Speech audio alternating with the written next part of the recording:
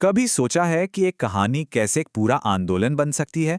आज हम एक ऐसी ही कहानी को समझने जा रहे हैं। एक ऐसी पटकथा जिसने 80 के दशक में अपने टीवी स्क्रीन के जरिए पूरे देश में सचमुच हलचल मचा दी थी। ये कहानी है रजनी की। तो इस कमाल की कहानी के पीछे कौन था? चलिए सबसे पहले मिलते हैं इसकी रचनाकार से। ये हैं मन्नू भंडारी। हिंदी साहित्य की आप कह सकते हैं एक बहुत ही पावरफुल और जिम्मेदार आवाज। मतलब उनकी लेखनी में ना समाज की सच्ची तस्वीरें और एक जो लड़ने वाला जज्बा होता है वो हमेशा दिखता था। और उनका मानना क्या था पता है? वो कहती थी कि पॉपुलर हो जाना किसी भी क्रिएशन का असली स्टैंडर्ड नहीं हो सकता। असली स्टैंडर्ड तो होता है बनाने वाले की जिम्मेदारी, उसका सेंस ऑफ रिस्पॉन्सिबिलिटी। और देखिए, यही सोच रजनी की कहानी की बिल्कुल बुनियाद है। एक ऐसी कहानी जो सिर्फ एंटरटेनमेंट नहीं थी, उससे कहीं कहीं ज्यादा थी। अब मन्नू भंडारी ने इसे एक पटकथा यानी कि एक स्क्रीन प्ले के तौर पे लिखा था।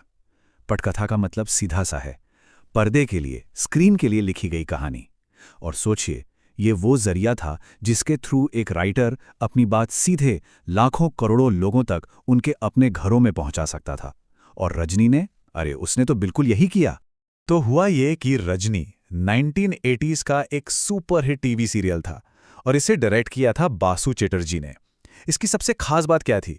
इसका हर एपिसोड अपने आप में एक पूरी कहानी होता था और हर एपिसोड में इसकी जो हीरोइन थी रजनी, वो किसी ना किसी सोशल या पॉलिटिकल प्रॉब्लम से जूझती हुई, लड़ती हुई दिखती थी। तो चलिए अब सीधा कहानी में चलते हैं। इसकी शुरुआत होती है एक बहुत ही, आप कहेंगे, पर्सनल सी लगने वाली प्रॉब्लम से। लेकिन यही छोटी सी बात बाद में एक बड़े विद्रोह की चिंगारी बन जाती है। और ये सब शुरू होता है अमित के रिजल्ट से। तो ये अमित जो है वो एक ब्रिलियंट स्टूडेंट है। जरा उसके मार्क्स पे नजर डालिए। इंग्लिश में 86, सिविक्स में 88, अरे ड्राइंग में तो 90। मतलब साफ है, ये नंबर खुद बता रहे हैं कि लड़का पढ़ने में कितना होशियार है। तो फिर सवाल ये है कि मैथ्स में क्या हुआ? भाई, एक सब्जेक्ट में ऐसा क्या हो गया जिसने पूरे के पूरे रिजल्ट का मजा ही किरकिरा कर दिया? उसे मैथ्स में मिले सिर्फ 72। सोचिए, बाकी सब्जेक्ट्स को देखें तो ये स्कोर बहुत कम था। और बस अन्याय की जड़ यहीं से शुरू होती है। और जब वजह पूछी गई ना, तो अमित का जवाब सुनिए। उसने बताया, सर तो बार बार कहते थे कि ट्यूशन कर लो वरना बाद में रोना मत। और हुआ भी बिल्कुल वही। मतलब कम नंबरों की वजह पढ़ाई में कोई कमी नहीं थी, वजह थी ट्यूशन न लेना।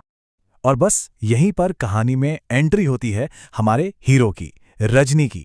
और कहते हैं ना, जब एक इंसान ठान ले कि ये सिस्टम गलत है तो फिर लड़ाई तो शुरू होके ही रहती है। अब जरा इस कंपैरिजन को देखिए, ये बहुत दिलचस्प है।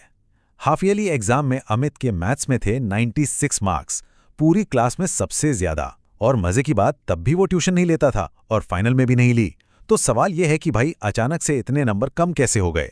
और ये खेल कितना बड़ा था, ये आंकड़े देखिए, ये सब कुछ साफ कर देते हैं। जो टीचर थे मिस्टर पाठक, उनके पास साल के शुरू में सिर्फ 8 बच्चे ट्यूशन पढ़ते थे। पहले टर्म के बाद ये गिनती 15 हो गई और हाफ ईयरली एग्जाम के बाद 22। समझ रहे हैं? ये एक पूरी सोची समझी स्ट्रैटेजी थी। रजनी को ये पूरा खेल समझने में 1 मिनट भी नहीं लगा। वो अमित से साफ साफ कहती है, ये कोई गलती नहीं है, ये बदमाशी है।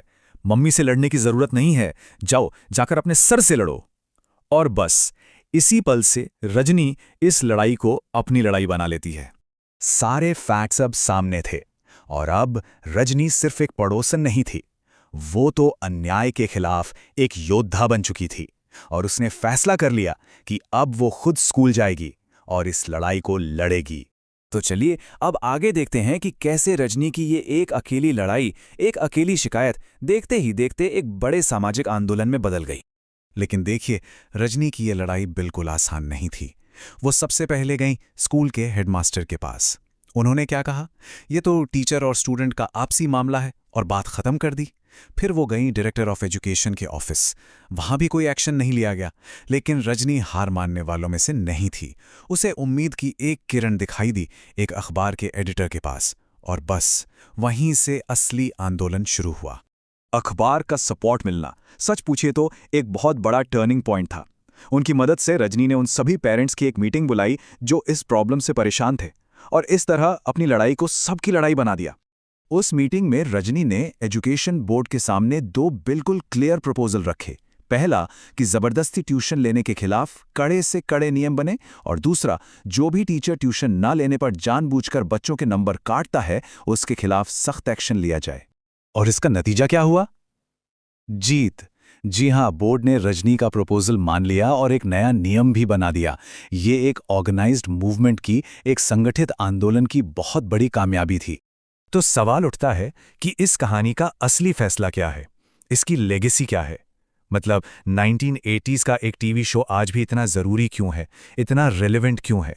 शायद सबसे ज़रूरी बात जो रजनी ने दिखाई वो ये थी कि अगर कोई एक अकेला इंसान भी इरादे का पक्का हो और इंसाफ के लिए खड़ा हो जाए तो वो एक पूरे के पूरे खराब सिस्टम को चैलेंज कर सकता है, और हाँ, उसे बदल भी सकता है।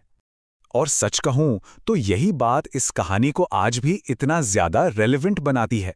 एडुकेशन का कमर्शलाइजेशन, यानी शिक्षा का बाजारीकरण, जो इस कहानी का मेन थीम था, वो आज भी हमारे समाज का एक बहुत बड़ा और कह सकते हैं गर्मा गर्म बहस का मुद्दा है।